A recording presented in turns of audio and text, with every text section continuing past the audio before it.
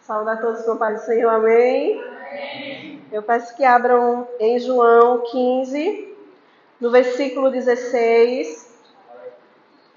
Nós estaremos meditando nessa noite, nesse tema, baseado aqui em João, certo? E diz assim esse versículo: Não foram vocês que me escolheram, pelo contrário, eu os escolhi e os designei para que vão e deem fruto, e o fruto de vocês permaneça, a fim de que tudo o que pedirdes ao Pai, em meu nome, Ele lhes conceda. Amém? Podeis sentar. Que o Senhor, nessa noite, Ele fale aos nossos corações aquilo que está no coração dEle, né? Então, não é muitas vezes aquilo que a gente quer ou gostaria, mas é o que Deus quer falar com a sua igreja. Então, nessa noite, eu fiquei pensando e meditando sobre esse versículo. Eu, na semana passada, não assisti a pregação da pastora Jo. Estava na salinha, mas eu assisti uns trechos na internet.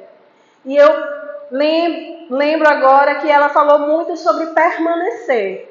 Ela leu o capítulo inteiro, né, essa parte até o versículo 17, e ela repetiu e enfatizou todas as vezes que João registrou aqui o que o Senhor falava. Permanecei em mim. Permanecei, permanecei, permanecei.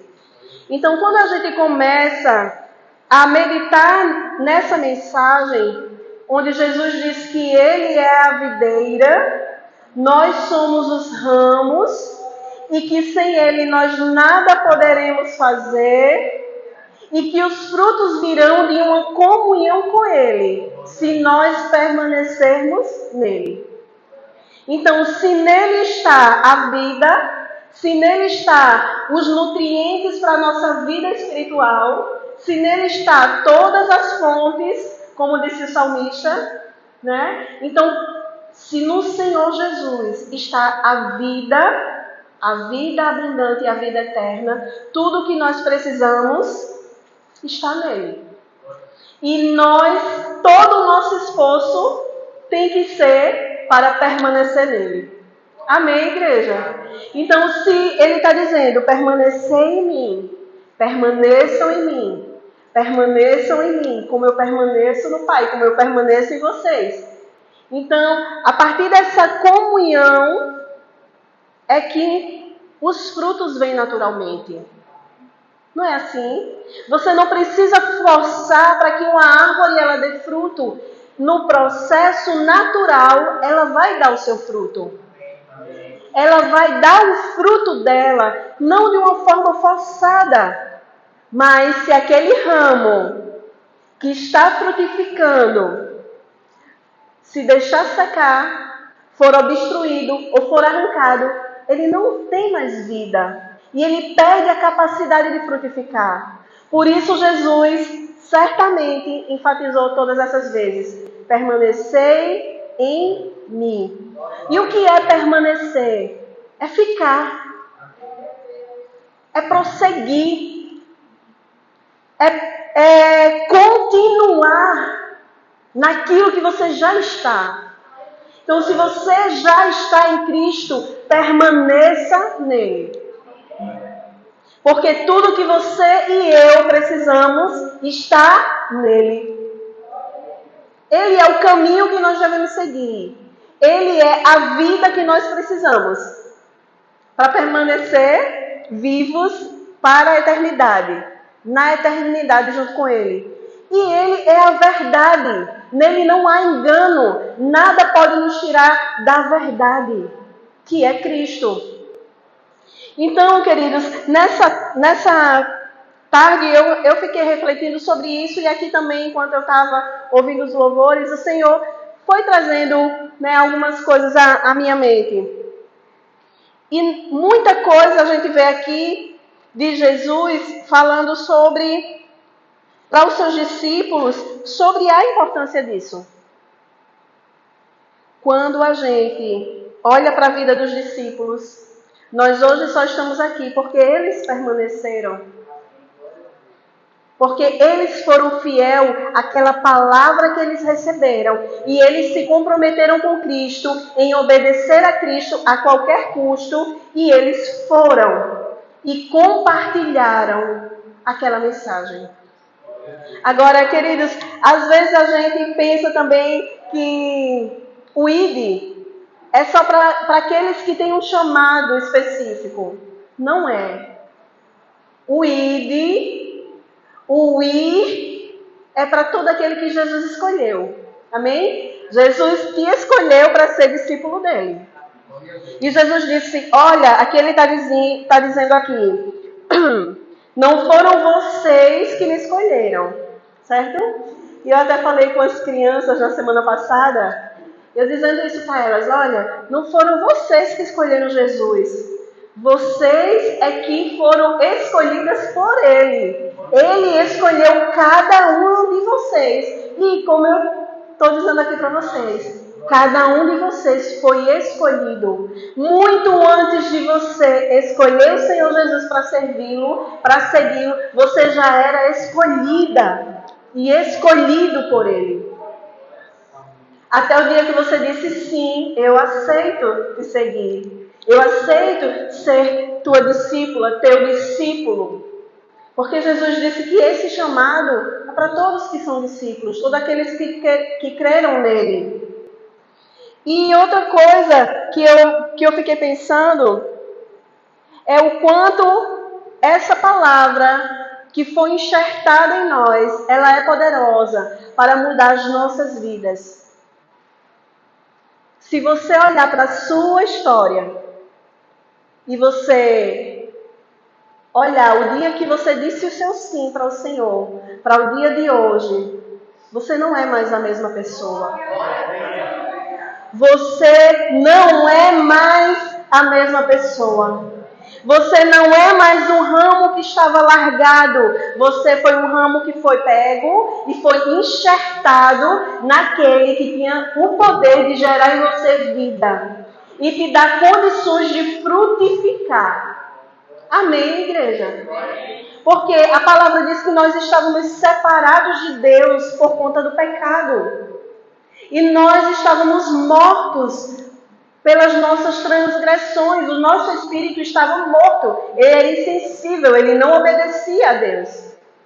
Só que a partir do momento que nós recebemos essa palavra, foi gerado dentro de nós fé e nós cremos em Jesus por meio da fé. E a partir desse momento que nós colocamos nele a nossa fé e a nossa confiança, Ele colocou sobre nós, dentro de nós, o seu Espírito. E nos vivificou e fez novas criaturas. E para que Ele nos fez nova criatura? Para viver uma nova vida. Uma vida transformada. Uma vida capaz de dar frutos. Não apenas para o mal, para a desonra de Deus. Mas pelo contrário, agora para a glória de Deus. A palavra diz que tem vasos que são para desonra, mas tem vasos que são para honra. E nós fomos escolhidos por Deus para sermos seus discípulos, sermos transformados para a glória dele. Porque a palavra também diz que o Senhor, Ele é o oleiro. E Ele pega o barro e Ele faz o vaso do jeito que Ele quer. E Ele quebra e Ele transforma quantas vezes Ele quer.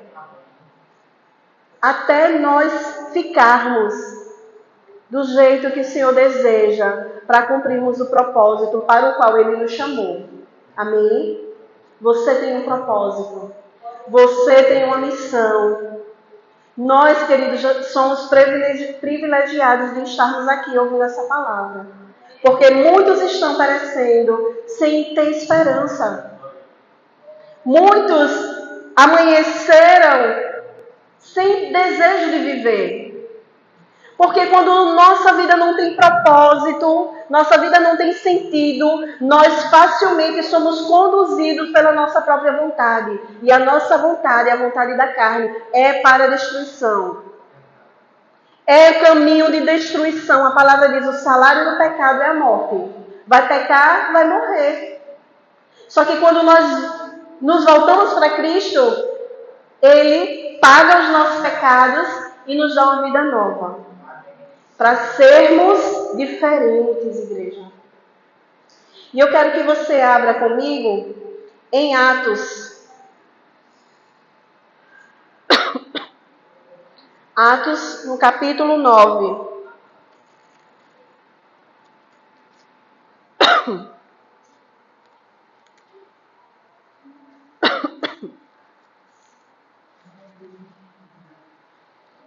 Atos 9, no versículo 1.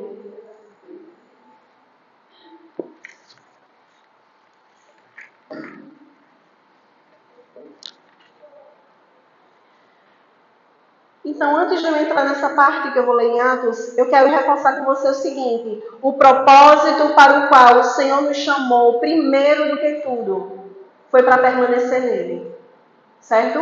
O Senhor tem propósito na sua vida? Tem. Ele pode lhe dar dons? Pode. Você pode ter se chamado ministerial para ser profeta, evangelista, mestre, apóstolo? Pode. Mas antes de tudo, Ele lhe chamou para permanecer nele. Porque se você não permanecer, nada do que você tentar fazer para o Senhor vai prosperar. Então entenda que o que o Senhor está nos comunicando aqui, a primeira coisa e mais importante, o propósito que Deus tem para nós é que a gente permaneça nele. Amém? Então essa é a mensagem principal. Permanecer no Senhor. Antes de ser um servo, antes de ir, eu tenho que estar. Certo? Você entende isso? Isso significa ter relacionamento. Quem é casado tem um relacionamento. Tem momentos de intimidade, tem momento de compartilhar suas dificuldades. Nós fazemos isso com o Senhor por meio da oração. Nós recebemos dele instrução por meio da palavra.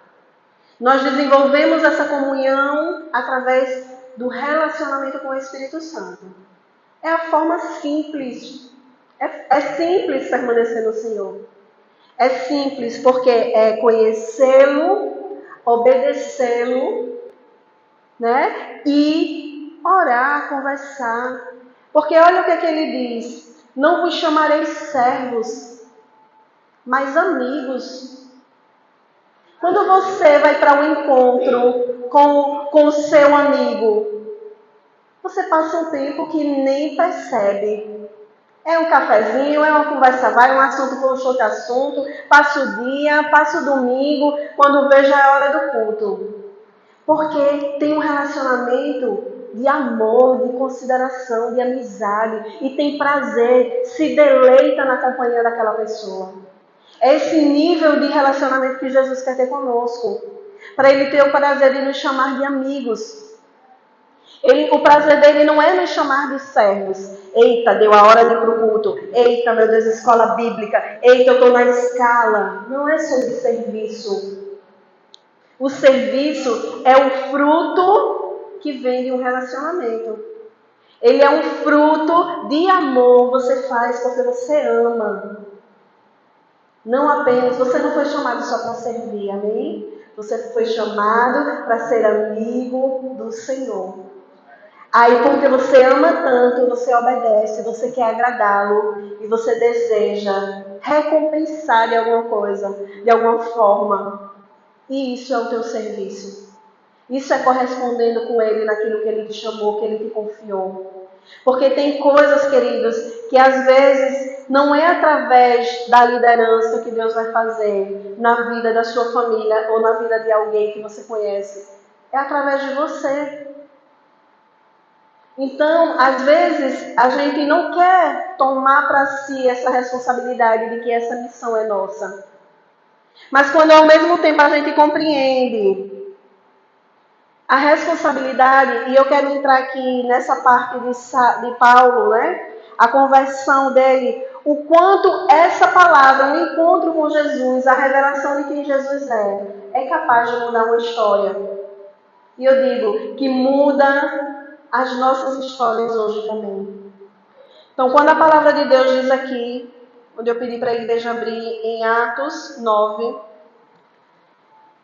a partir do versículo 1, Saulo, respirando ainda ameaças e morte contra os discípulos do Senhor, dirigiu-se ao sumo sacerdote e lhe pediu cartas para as sinagogas de Damasco, a fim de que, caso achasse alguns do que eram do caminho, tanto homens como mulheres, os levassem presos para Jerusalém.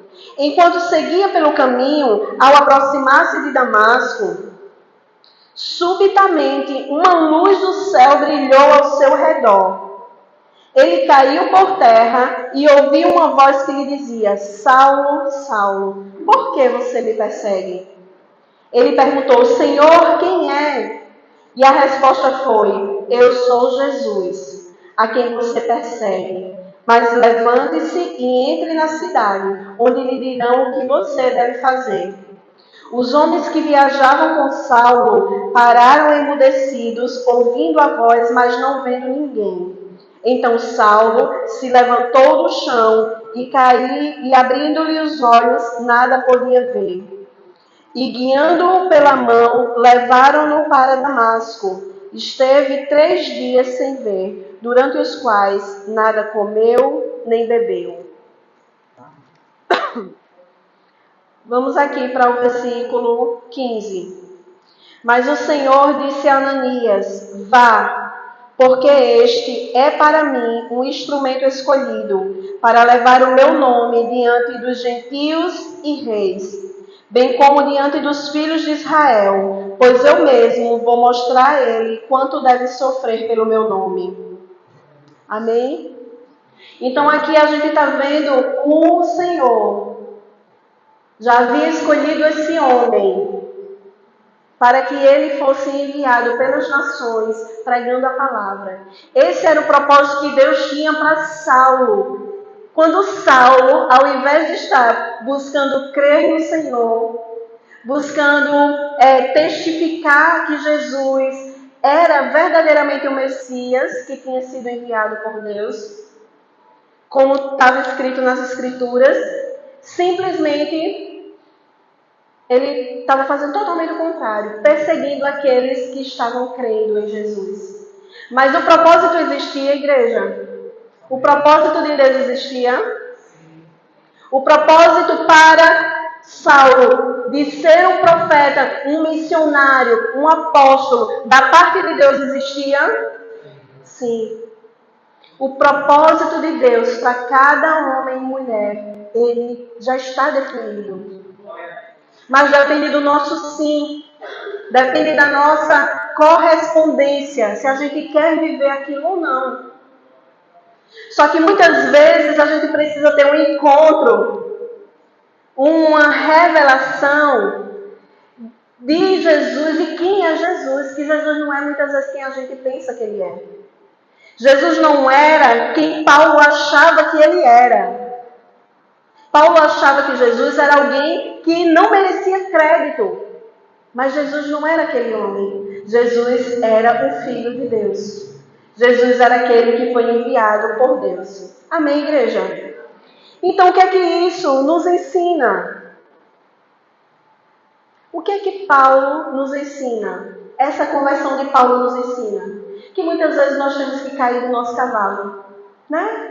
A gente tem que deixar o nosso pensamento orgulhoso de lado e deixar Deus nos ensinar, renovar a nossa mente e se revelar a nós. Vai trocar isso? Eles faziam barulho, não era? Tá ligado? Aleluia. Aleluia.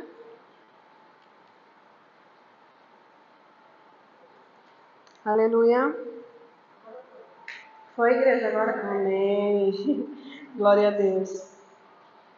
Então, como eu estava falando, existia um chamado para Saulo, né? Naquela época, e depois ficou conhecido como Paulo. Havia um propósito de Deus realizar na vida dele, mas não apenas de transformação na vida dele. Deus desejava usar aquele homem para as nações. E talvez você já tenha se perguntado, qual é também o meu chamado?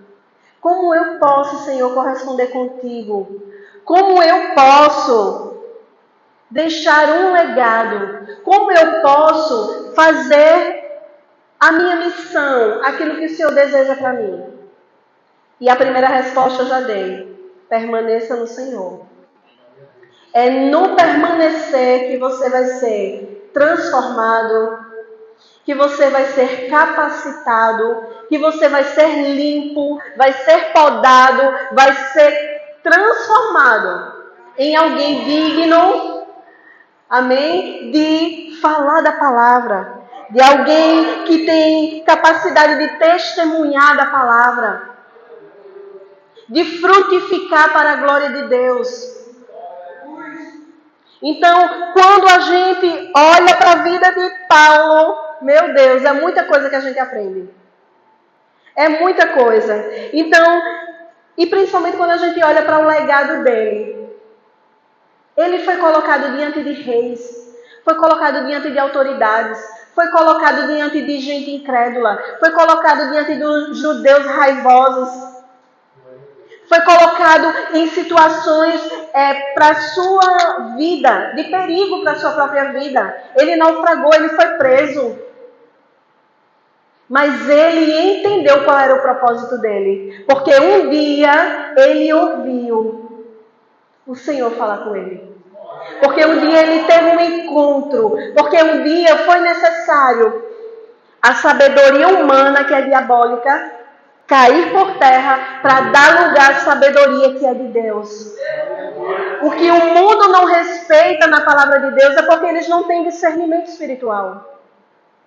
Mas nós temos, amém? Glória a Deus por isso. E cada vez que a gente lê a palavra, permanece em Deus, permanece lendo, você pode não estar com vontade, queridos, mas leia. Pode não estar entendendo, leia. A sua mente está sendo renovada, o seu homem interior está sendo fortalecido, você está sendo transformado. Então eu me lembro há 14 anos atrás, quando eu entrei por essa porta, o Senhor também falou comigo, eu precisei ter um encontro com o Senhor. E aquela experiência mudou totalmente a minha vida.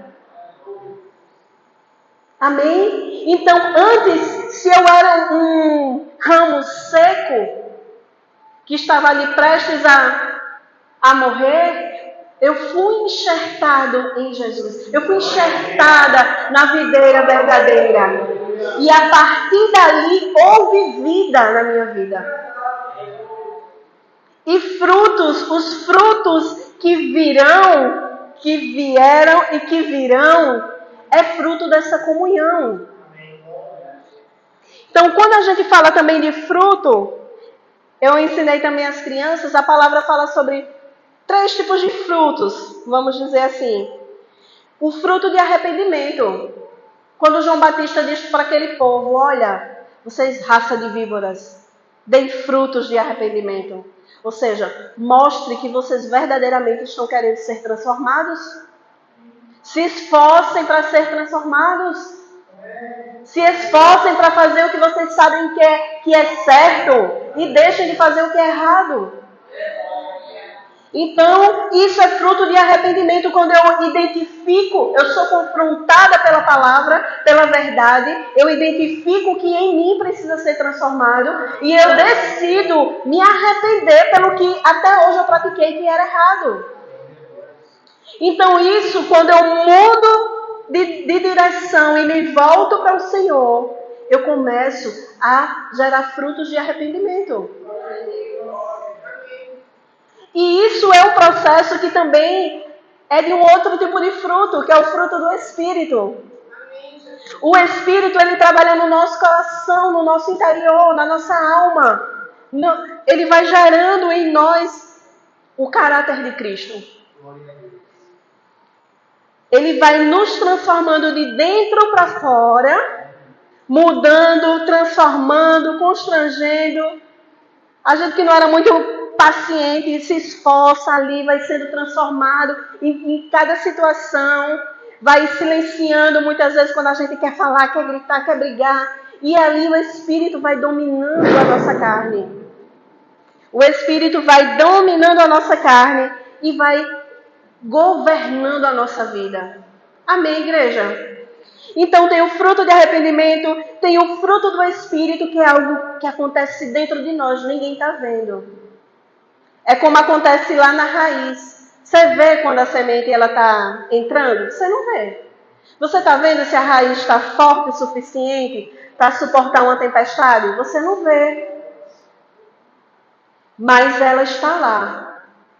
Amém? Firme. Então, o fruto do Espírito também está sendo algo transformado dentro de nós, nos dando essa firmeza, esse caráter de Cristo. E esse outro fruto que Jesus fala é algo externo.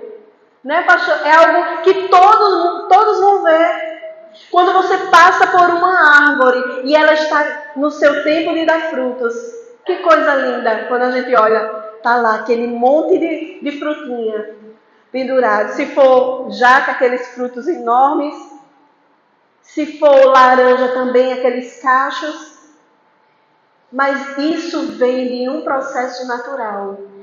A partir do momento que você se permite se arrepender, amém, igreja? Olha que tudo é um processo. E entenda esse processo. Porque se você quiser permanecer no Senhor, uma coisa é garantida na sua vida: a poda. Amém? Se você quer permanecer no Senhor, entenda. Você vai frutificar, mas antes do fruto vir, você vai ser podado. Você vai ser arrancado coisas de você que lhe impedem de frutificar. Amém? Então entenda, é um processo. Quando a gente chega na presença do Senhor e a gente começa uma caminhada com Ele, constantemente a gente precisa se arrepender das coisas que a gente faz que não estão alinhadas com a vontade dele. Amém? Em seguida, a gente precisa, através do nosso arrependimento e da comunhão com o Espírito, deixá-lo trabalhar dentro de nós, gerando esse fruto. E qual é o fruto do Espírito? O amor, a paciência, a bondade, a benignidade. Amém? É um fruto só, com várias partes. E a outra coisa é esse fruto que é externo, que é para a glória de Deus, que é o que as pessoas veem. Se a gente olhar para a vida de Paulo, será que ele passou por essas etapas? Esses frutos? Passou. A palavra vai nos dizer que quando ele caiu do cavalo, né? Quando ele caiu lá diante daquela glória, ele ouviu a voz do Senhor. Ele ficou cego. Foi levado pelas pessoas, guiado pela mão. Bora, meu filho, por aqui. Agora não é você que se governa mais, não. Agora, vamos lá que eu vou lhe governar. Vou levar onde você deve ficar. Você vai esperar aí 3 dias. E Paulo ficou. Não comeu, não bebeu nada. Já começou a vida dele com Cristo jejuando. Amém? Jejue, vamos jejuar mais, igreja, em nome de Jesus. E ele já ficou logo jejuando, já ficou logo ali na expectativa do que iria acontecer. Deus envia Ananias para orar por Paulo. E lá Ananias diz: olha, aquele que te encontrou no caminho me mandou vir aqui orar por você. E quando ele orou, as escamas caíram, queridos. Quando nós oramos, os impedimentos são retirados. Quando nós permanecemos no Senhor, tem que haver essa poda, tem que ser retirado de dentro de nós aquilo que nos atrapalha. Então, Paulo, ele, a partir daquele momento que ele se arrependeu, que ele aceitou aquela oração, ele foi batizado e depois foi pregado Jesus. Olha só. Agora, imagina um cara que queria matar todo mundo aqui, digamos assim, todos os discípulos, digamos, a igreja reunida, todo mundo fugindo de Paulo, se ouvisse falar, ele vem ali, todo mundo se escondendo. De repente ele quer oportunidade. Eu quero é falar de Jesus. Eu quero é falar daquele que me transformou. Agora eu entendo quem ele é. Agora eu quero gastar minha vida falando do que ele fez, de quem ele é. Igreja, só Deus faz essas coisas. Então a transformação, ela passa por esse processo. Nós, na nossa caminhada de frutificação, em busca de frutificar para a glória de Deus, a gente precisa gerar frutos de arrependimento, frutos do Espírito e frutos para o reino de Deus. Amém? Aí eu quero te perguntar, tem fases que a gente está mais frágilzinho, né?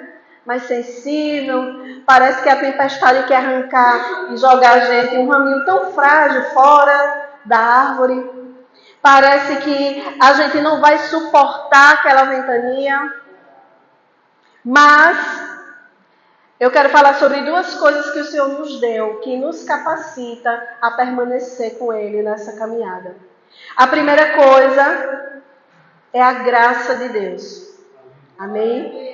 A graça de Deus é um favor imerecido. É algo que Ele faz por nós, que Ele nos dá, nos presenteia, que é capaz de nos sustentar nele. Amém? Que não depende de nós, não é porque nós merecemos que nós permanecemos nele em muitas circunstâncias, mas é pela graça dele. Amém? Se você começar a pensar, meu Deus, como é que eu consegui passar por tal situação, eu achei que nem ia conseguir. Foi a graça dele. Que te sustentou, que te fortaleceu, que te deu ânimo para você perseguir mesmo em meio às suas lágrimas, mesmo em meio aos seus conflitos, mesmo em meio às suas incertezas. Onde você achou, Senhor, eu acho que eu não vou conseguir mais. E o Senhor te fortaleceu. Assim como Ele fortaleceu Paulo quando ele disse, a minha graça te basta. A graça dele é suficiente para você. É suficiente para mim. Para a gente continuar firme naquilo que o Senhor nos chamou em nome de Jesus. A outra coisa que o Senhor nos deu, colocou dentro de nós, que é capaz de nos ajudar, é a presença do Espírito Santo. Amém? Então, queridos, quando a gente olha para a vida de Paulo, a gente vê que ele passou por esse processo de arrependimento, de transformação interior e de frutos. E esses frutos, queridos, o que é esse fruto que a gente tem que deixar para a glória de Deus? É o nosso legado. O que é que eu e você temos deixado como legado? Vamos deixar, se a gente morresse hoje, o que era que a gente iria apresentar ao Senhor? Como obras e como resultado da nossa comunhão com o Senhor. Então, é uma palavra de reflexão. É uma palavra para a gente se fortalecer, porque Deus nos deu recurso suficiente para a gente permanecer. Se Ele nos chamou, quando Ele disse para os discípulos, vão para outra margem, e começou a se levantar aquela situação difícil, e eles pensaram, pronto, agora a gente não vai chegar do outro lado não, agora a gente vai perecer. O Senhor os fez chegar do outro lado. O Senhor nos fará chegar onde Ele deseja. Ele nos fará chegar em comunhão com Ele na eternidade. Em nome de Jesus. Porque esse é o nosso principal chamado. Permanecer com Ele. E a graça dele nos basta. E o Espírito Santo é Deus que está dentro de nós, acessível a todos os momentos, que nos conhece, que sabe as nossas fraquezas e veio justamente ficar conosco para nos ajudar. Não foi para nos condenar, não foi para nos abandonar, foi para nos ajudar. Então, Ele te dará as condições necessárias para você permanecer na videira verdadeira. Amém? Mas tem uma coisa. A atitude de permanecer é sua. Ele te deu graça, te deu o Espírito, mas o esforço para permanecer é individual. O esforço é de cada discípulo para permanecer. Então, eu creio que com essa palavra a gente entende muitas coisas do que o Senhor tem para fazer em nós. Ele não lhe escolheu para pegar você e lançar fora, não. Se está doendo em alguns momentos, é só a poda dele. Ele quer que você frutifique mais. Porque ele confia que você tem mais potencial para ir além. Amém? Imagine Paulo estando na prisão, depois de ser açoitado, chicoteado, está lá preso, meia-noite. E o que é que ele decide fazer? Adorar o Senhor. Louvar ao Senhor. Porque ele entendeu profundamente que ele tinha um propósito e que a vida dele era importante para o cumprimento desse propósito de Deus. A sua vida é importante para o cumprimento do propósito de Deus aqui nessa terra, nessa geração e nesse tempo. Eu sinto uma graça de Deus assim, sabe? Agora. Porque essa é a vontade de Deus. Que você compreenda a sua responsabilidade. Que você e eu me incluo nisso aí, amém? Que a gente assuma essa responsabilidade de compreender como Paulo compreendeu. A minha vida não vale nada se não for para cumprir o propósito para o qual eu fui criado, gerado e levantado nessa geração. Mas não pense, e olhe só, igreja, depois de Paulo preso escrevendo cartas, olha, povo, é assim, persevere em obedecer. Faz desse jeito, é assim. Ele não estava preocupado com a sua condição. Ele estava preocupado nos frutos, nas vidas, nas almas que seriam alcançadas naquelas igrejas. Mas o que Paulo não poderia imaginar era quão grande, quão poderoso era o seu legado. Porque hoje nós somos edificados através daquilo que Paulo viveu, que Paulo sofreu, daquilo que ele se disponibilizou. E nós não queremos nos disponibilizar. E eu digo me incluindo, porque muitas vezes nós queremos o que é cômodo para nós. Mas é porque nós não entendemos com a profundidade que Paulo entendeu o nosso chamado. Sabe? Não é porque nós ainda não compreendemos quão profundo, grande e tremendo é o legado que a gente tem para fazer para o reino de Deus. Mas que nessa noite, em nome de Jesus, Pai, o Senhor retire de nós as nossas escamas. Que o Senhor retire do nosso coração os impedimentos. Que nessa noite, em nome de Jesus, toda sabedoria humana, ela caia por terra, Pai.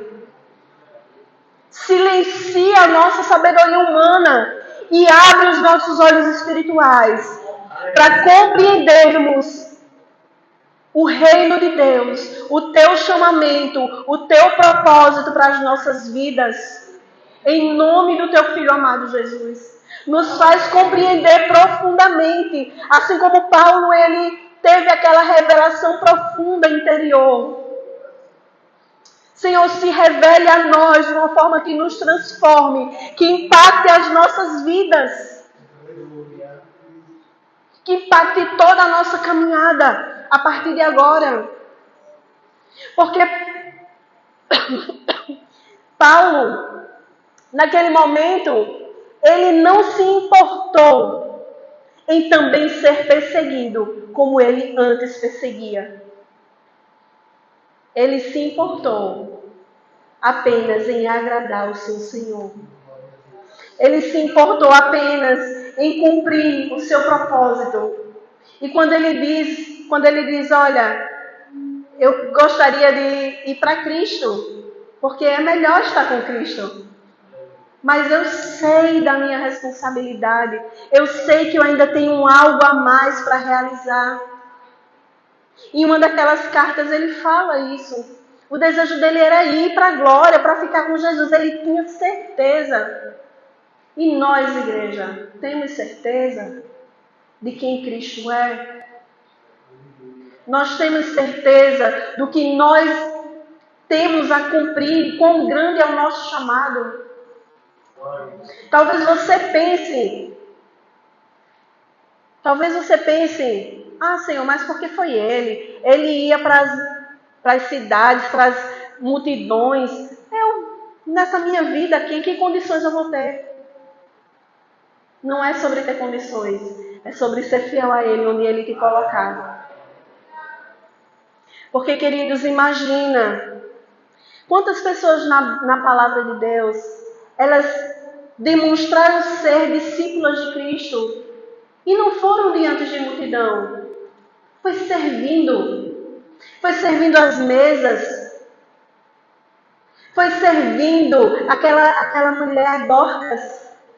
Ela costurava roupa para as pessoas necessitadas.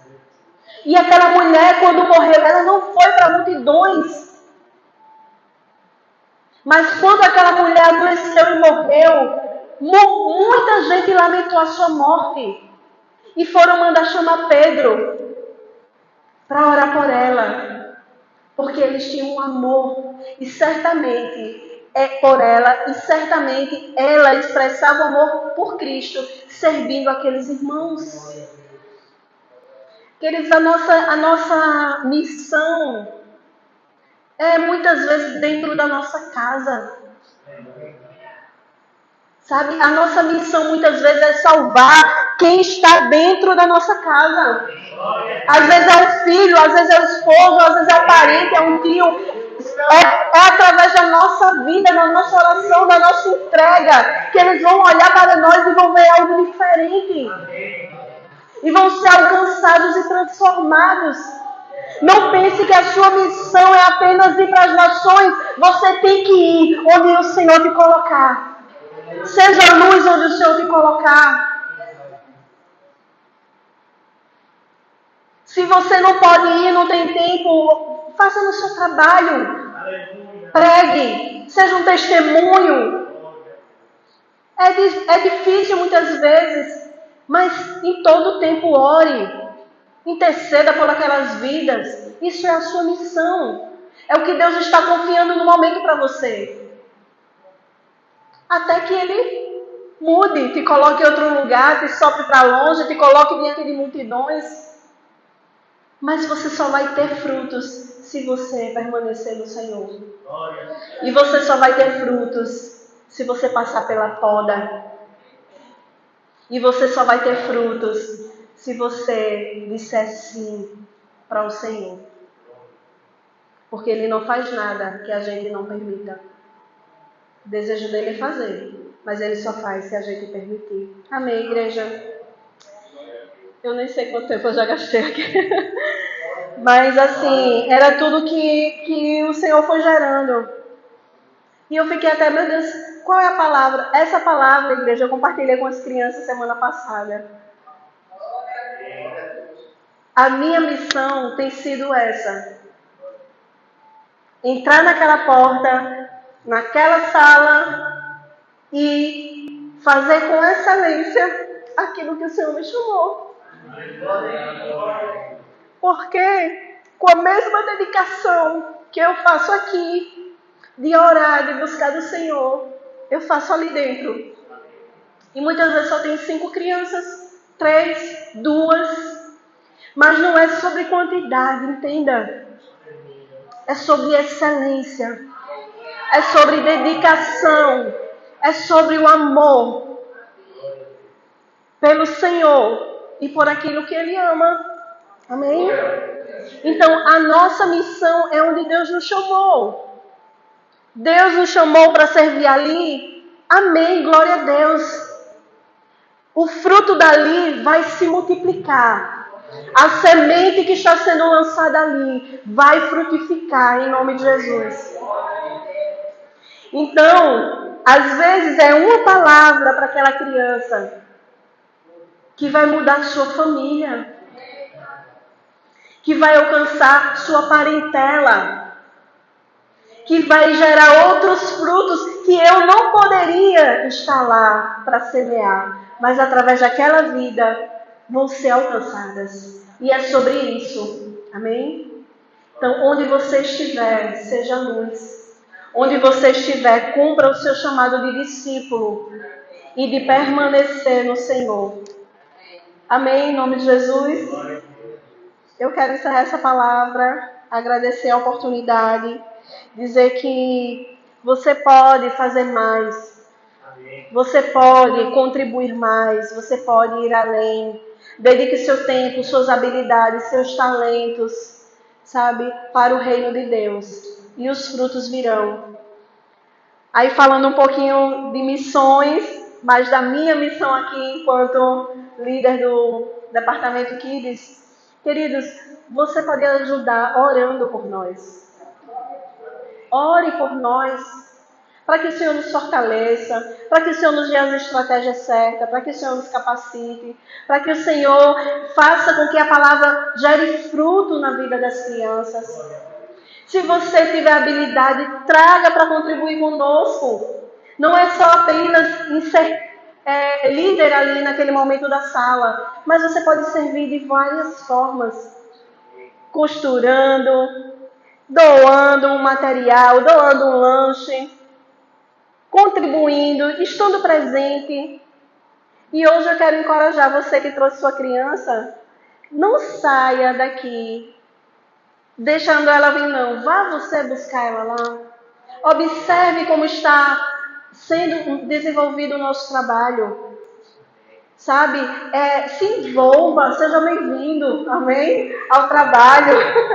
Sejam bem-vindos, arregassem as mangas, procurem fazer algo que comece pelo que está ao seu redor, aquilo que é possível para você.